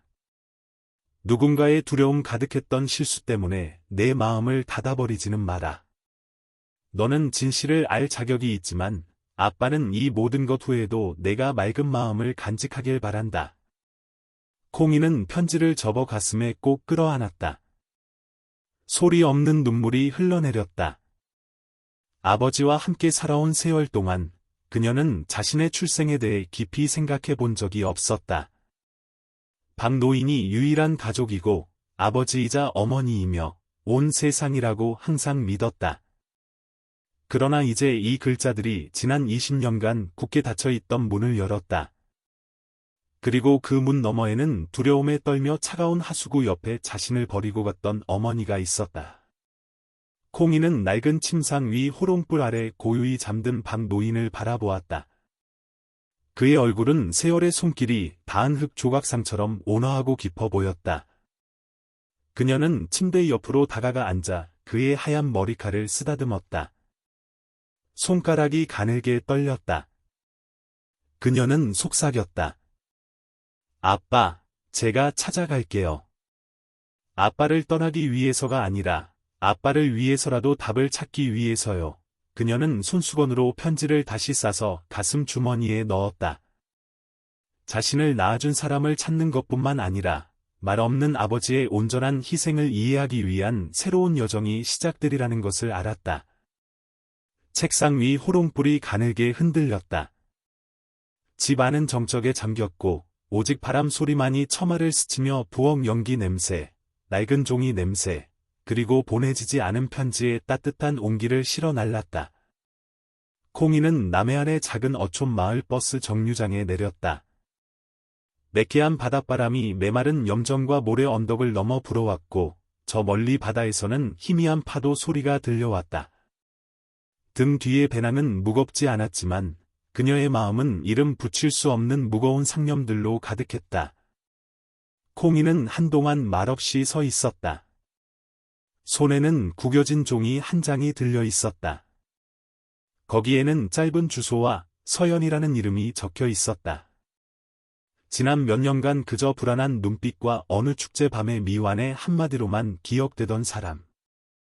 그녀의 생모, 차가운 하수구 옆에 자신을 버려두고 존재하지 않았던 것처럼 사라졌던 여자였다. 작은 마을은 소박하고 고요했다. 초가 지붕과 흙벽, 울퉁불퉁한 돌길에는 세월의 흔적이 깊게 패여 있었다. 염소 한 마리를 끌고 가던 아이가 콩이를 호기심 어린 눈으로 쳐다보았다. 마을 회관 앞 오래된 느티나무 아래로는 바람이 불었고 멀리서 개 짖는 소리와 함께 마을 끝에서 들려오는 규칙적인 다듬이질 소리가 들려왔다. 콩이는 낡은 대나무 울타리 옆 허름한 함석 지붕 집에 다다랐다. 마당에서는 한 여인이 낙엽을 쓸고 있었다. 머리에는 흰 서리가 많이 내렸고 몸은 마르고 허리는 약간 굽어 있었다. 얼굴은 낯설지 않았지만 그렇다고 익숙하지도 않았다. 그 깊고 그윽한 눈빛은 마치 무언가를 기다리다 울음을 터뜨릴 것만 같았다. 콩이는 가까이 다가가지 않고 오래된 아카시아 나무 뒤에 숨어 그녀를 지켜보았다. 마음속에서는 혼란스러운 대화가 오갔다. 만날 것인가, 말 것인가? 용서할 것인가, 침묵할 것인가? 그녀는 예전에 순자 할머니가 해준 이야기를 떠올렸다. 그녀의 어머니는 착한 처녀였지만 결혼 전에 아이를 가져온 집안의 냉대를 받았고 아이 아버지는 책임을 회피했다고. 그 충격으로 그녀는 심한 우울증과 공황 상태에 빠졌고 비 내리던 어느 밤 아이를 낳아 하수구 옆에 두고 귀신에 신 듯 도망쳤다고 했다. 마치 아버지의 편지에 적힌 그대로였다. 그때 집 안에서 한 여인이 나왔다. 순자 할머니였다. 콩이를 알아본 할머니는 작게 탄성을 질렀다. 세상에, 내가 정말 왔구나. 콩이는 그저 고개를 끄덕였다. 그들은 마당 구석 낡은 평상에 앉았다. 순자 할머니는 착가라앉은 목소리로 이야기했다. 콩이의 생모 서연희 씨는 그 충격 이후 여러 곳을 떠돌다가 이곳으로 돌아와 작은 초가집을 짓고 20년 가까이 삿갓을 엮으며 살았다고 했다. 그녀는 조용히 살았고 좀처럼 사람들과 교류하지 않았다고. 다만 가끔 사람들이 해질녘 들판에 홀로 앉아 마치 돌아오지 않을 누군가를 기다리듯 먼 곳을 바라보는 모습을 보았다고 했다. 만나보겠니? 순자 할머니가 물었다. 콩이는 입술을 깨물었다. 정말로 알 수 없었다. 마음 한구석에서는 반려가 지난 세월의 상처를 소리치고 싶었지만 다른 한구석에서는 저 눈빛, 저 머리칼, 저 야윈 몸매가 거울 속 자신의 모습과 너무나 닮아 마음이 약해졌다. 결국 콩이는 집 안으로 들어가지 않기로 했다. 그녀는 배낭에서 보라색 용담꽃 한 다발을 꺼냈다. 아버지가 예전에 마루 옆에 심었던 꽃이었다. 그리고 전날 밤 미리 써둔 짧은 편지와 함께. 그녀는 순자 할머니에게 그것들을 문지방에 놓아달라고 부탁하고는 조용히 발길을 돌렸다. 낡은 집안, 서연희 씨는 막 차를 따르고 있다가 문에서 가벼운 노크 소리를 들었다. 문을 열자 꽃다발과 편지가 놓여 있었다. 그녀의 손이 떨렸다. 그녀는 주저앉아 편지를 열었다. 어머니를 원망하지 않아요. 만약 어머니가 저를 버리지 않으셨다면 저는 세상에서 가장 훌륭한 아버지를 만나지 못했을 테니까요. 저는 눈빛으로, 손길로, 말 못하는 아버지의 모든 사랑으로 자랐어요. 만약 어머니가 이별 때문에 고통스러우셨다면 저도 왜 버려졌는지 하는 질문 때문에 오랫동안 괴로웠어요. 하지만 오늘 저는 그 질문을 묻어두려고 해요. 사과를 받기 위해서가 아니라 가벼운 마음으로 계속 살아가고 싶어서요. 저는 여전히 아빠를 아빠라고 부를 거고 어머니는 그저 건강하고 평안하게 지내시면 그걸로 충분해요. 편지는 기울어진 글씨로 쓰인 마지막 한 줄로 끝맺었다. 저는 어머니가 남기셨고 아버지가 주워오신 콩이입니다. 서연희 씨는 편지를 가슴에 안고 목 놓아 울었다. 그 눈물이 후회의 눈물인지, 감사의 눈물인지, 아니면 돌처럼 굳었던 지난 세월이 갑자기 터져나온 샘물인지 아무도 알지 못했다. 군청버스 정류장에서 콩이는 마을로 돌아가는 마지막 버스를 기다렸다. 밤바람이 찼지만 마음은 이상하게 가벼웠다. 그녀는 검은 구름이 거친 하늘을 올려다보며 조용히 속삭였다. 다녀왔어요, 아빠. 어딘가에 저를 기다리는 사람이 있을 테니 이제 돌아가요. 박노인이 건강을 회복한 후 처음 맞이하는 한가위는 시골 마을의 정겨운 풍경처럼 다채로운 빛깔과 웃음소리로 가득했다. 마을 회관 마당에는 대나무 등과 오색 등이 걸려 있었고 그 불빛이 이끼 낀 기와 지붕 위로 어른거렸다. 사물놀이패의 북소리가 연신 울려 퍼지며 아이들의 함성과 어우러져 마을 전체가 들썩였다.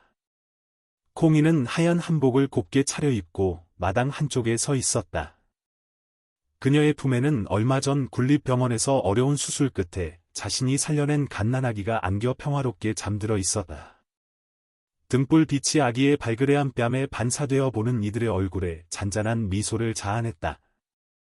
멀지 않은 곳에서 박노인이 사람들 사이를 헤치며 천천히 다가왔다. 콩이가 정성껏 다려준 체크무늬 셔츠를 입은 그의 손에는 종이로 만든 잉어 등불이 들려 있었다. 그것은 몇 해 전, 사고 후 떨리는 왼손으로 그가 힘겹게 접었던 바로 그 등불이었다. 이제 그 손은 등불을 단단히 잡고 신이 나서 폴짝거리는 동네 아이 하나의 손을 이끌고 있었다. 마을 사람들은 더 이상 이상한 눈빛이 아닌 존경과 애정이 담긴 눈으로 그를 바라보았다. 몇몇 사람들은 달려와 그를 귀빈석으로 안내했고 거기에는 올해의 아버지상 수상자 박노인이라고 적힌 큰 현수막이 걸려 있었다. 올해 마을 축제는 예년과 사뭇 달랐다. 한가위 음식과 사물놀이, 연등 행사뿐만 아니라 군수가 직접 참석하여 박노인에게 부자간의 아름다운 인간적 가치를 널리 알린 공로로 특별 표창을 수여하는 장엄한 순서도 마련되었다. 온 마당이 올해와 같은 박수 소리로 가득 찼다. 박노인은 나무 단상 위로 조금 느리지만 당당하게 걸어 올라갔다. 그는 두 손으로 표창장을 받고는 돌아서서 아래쪽에 서 있는 콩이를 바라보았다. 두 부녀의 시선이 말없이 그러나 깊이 교차했다. 갑자기 마당 아래에서 한 여자아이의 맑은 목소리가 들려왔다. 할아버지, 왜 아무 말씀도 안 하세요? 콩이가 미소 지으며 앞으로 나아가 허리를 숙여 아이에게 대신 대답했다.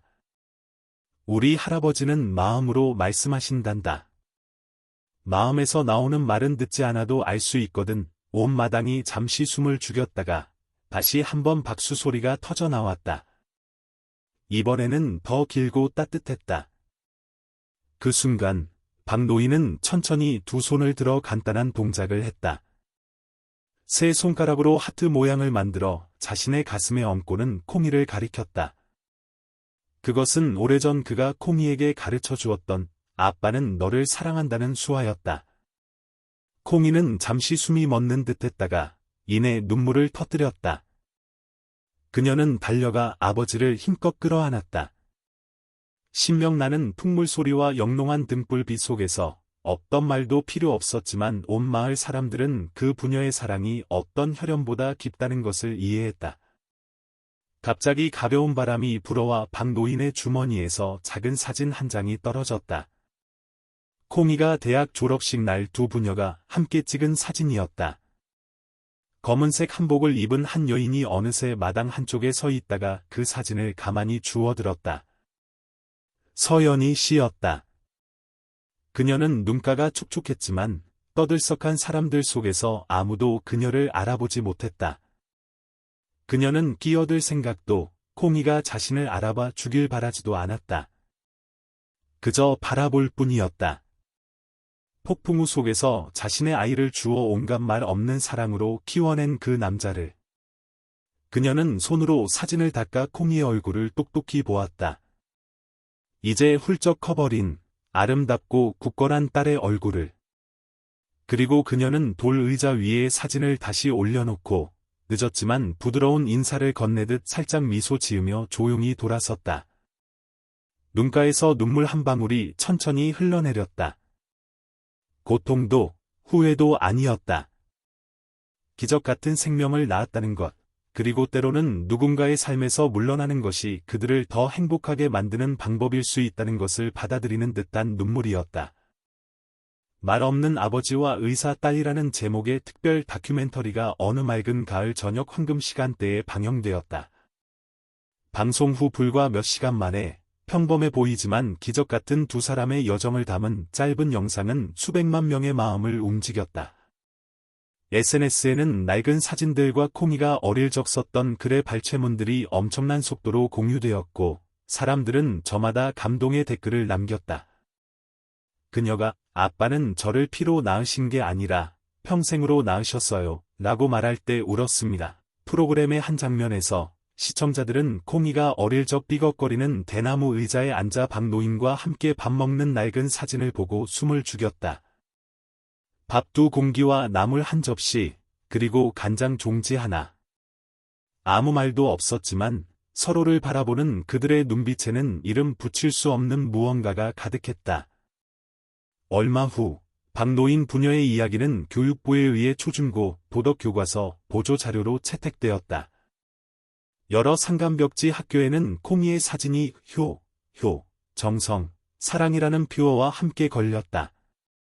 콩이는 이제 군립병원 과장이 되었다. 도립병원에서 초빙 제의가 있었지만 그녀는 여전히 그곳에 머물렀다. 제 아버지가 계신 곳이 제가 있을 곳입니다. 어느 학회에서 그녀가 했던 이 말은 많은 동료들의 눈시울을 붉혔다. 사람들은 그녀를 희망을 주는 사람, 역경을 이겨낸 롤모델이라고 불렀지만 집에 돌아오면 그녀는 여전히 예전의 작은 콩이었다. 머리를 낮게 묶고 빛바랜 무명옷을 즐겨 입으며 우물가에서 채소를 씻는 소녀.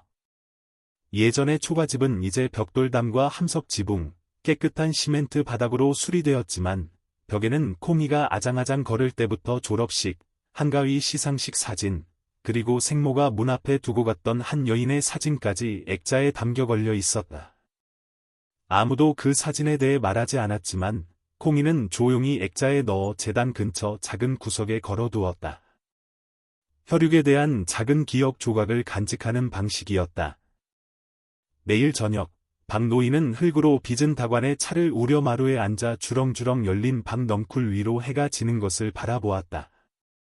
콩이는 붉게 핀 붕꽃 화분에 물을 주며 간간히 아버지를 돌아보았다. 그 눈빛은 여전히 예전처럼 따뜻함에 기대고 있었다. 어느 날 오후, 시원한 바람이 문틈으로 살랑거릴 때, 콩이는 아버지 옆에 앉아 어린 시절처럼 그의 무릎에 머리를 기댔다. 그녀는 아버지를 보며 빙긋 웃고는 장난스럽게 물었다. 아빠, 만약 평생 딱 한 번만 말할 수 있다면 저한테 무슨 말을 하고 싶어요? 박노인은 딸을 바라보며 입으로 대답하지 않았다. 그는 그저 깊고 부드러운 미소를 지었다. 그리고 천천히 왼손을 들어 딸과 함께 수많은 풍파를 헤쳐온 심장이 있는 왼쪽 가슴에 얹었다. 그리고는 콩이를 가리켰다. 번역도, 설명도 필요 없었다. 그녀는 아버지가 아빠는 너를 사랑한다고 말하고 있다는 것을 알았다. 그리고 그녀에게 그것은 충분했다. 평생 기댈 수 있고, 평생 감사하며, 평생 후회하지 않을 만큼 충분했다. 그날 밤, 박노인은 작은 수첩에 떨리는 글씨로 몇 줄 적었다. 마지막 줄에는 이렇게 쓰여 있었다. 수많은 고난 속에서도 올바른 사람을 만나게 해주신 인생에 감사합니다. 다음 날, 근처 학교에서 콩이에게 강연 요청이 왔다. 그녀는 학생들로 가득 찬 운동장 한가운데 섰다. 햇살이 그녀의 온화한 얼굴 위로 쏟아졌다. 그녀의 목소리는 바람처럼 부드러웠다. 제 아버지는 말씀을 못하시지만 저는 평생 단 한마디의 말도 부족하다고 느껴본 적이 없어요. 진정한 사랑에는 말이 필요 없으니까요. 그저 함께 살아가고 함께 걸어가면 이해할 수 있거든요. 강연이 끝날 무렵 도 방송국 아나운서가 마지막 멘트를 읽었다. 어떤 사람들은 평생 소리 내어 말하지 않지만 그들이 전하는 사랑은 온 세상을 침묵하게 만듭니다. 조용하지만 깊은 사랑으로요. 그것은 눈물도 극적인 비극도 없는 결말이었다. 그저 마지막 햇살 한 줄기가 어깨에 부드럽게 와닿는 것처럼 박노인이 늘 따라주던 따뜻한 차 한 잔처럼 아빠는 여기 있단다라고 말 대신 가슴에 손을 얹는 그 손길처럼 아름다운 침묵이었다. 나이가 들수록 나는 사랑에는 말이 필요 없다는 것을 더욱 믿게 된다. 따뜻한 포옹, 다정한 눈빛, 때로는 간장 한 종지에 비빈 따뜻한 밥 한 그릇이 천마디 말보다 더 마음을 데워줄 때가 있다. 박노인과 콩이의 이야기는 동화가 아니라 우리 주변에서 매일 조용히 일어나고 있는 현실이다. 묵묵히 희생하는 아버지들, 자신의 뿌리를 결코 잊지 않는 자녀들 사이에서 나는 스스로에게 물어본 적이 있다. 매일 아빠, 사랑해요라고 말해야 할까? 대답은 아니요였다. 우리가 부모님이 항상 그 사랑을 행동으로 느낄 수 있도록 살아간다면 말이다. 인생에서 가장 소중한 것은 누가 우리를 낳았는지가 아니라 온 세상이 우리에게 등을 돌릴 때 누가 우리 곁에 남아주기로 선택했는지다. 만약 당신에게 연로하시거나 과묵하신 부모님이 계시다면 그분들이 밤늦도록 당신을 기다리고 도시락을 싸주고 당신이 학교에서 돌아오길 눈 빠지게 기다리고 당신이 지쳤을 때 거친 손으로 어깨를 두드려주며 평생을 말없이 당신에게 이야기해왔다는 것을 잊지 말아달라. 때로는 따뜻한 포옹 한 번, 먼저 따라드리는 차 한 잔, 오늘 하루 어떠셨어요? 라는 질문 하나가 당신이 소리 없는 사랑 이야기를 써 내려가는 시작이 될 수 있다. 기회가 사라진 후에야 그때 더 많이 말할 걸, 더 많이 해드릴 걸 하고 후회하지 말자. 평생 우리를 말없이 사랑해준 그분들을 위해. 이 이야기가 당신에게 작은 울림을 주었다면 당신이 여전히 선함과 가족애를 믿는다는 의미로 숫자 1을 댓글로 남겨주길 바란다. 당신은 지금 어느 도시에서 이 영상을 보고 있는가? 아래에 알려준다면 좋겠다. 만약 다른 의견이 있거나 콩이와 비슷한 경험을 했다면 부디 공유해주길 바란다. 어쩌면 당신의 이야기가 누군가의 마음에 가닿을지도 모르니까. 그리고 이런 이야기를 좋아한다면 앞으로의 영상들을 놓치지 않도록 채널 구독을 잊지 말아달라. 모든 구독은 선한 것을 퍼뜨리려는 이 여정에 대한 응원이다.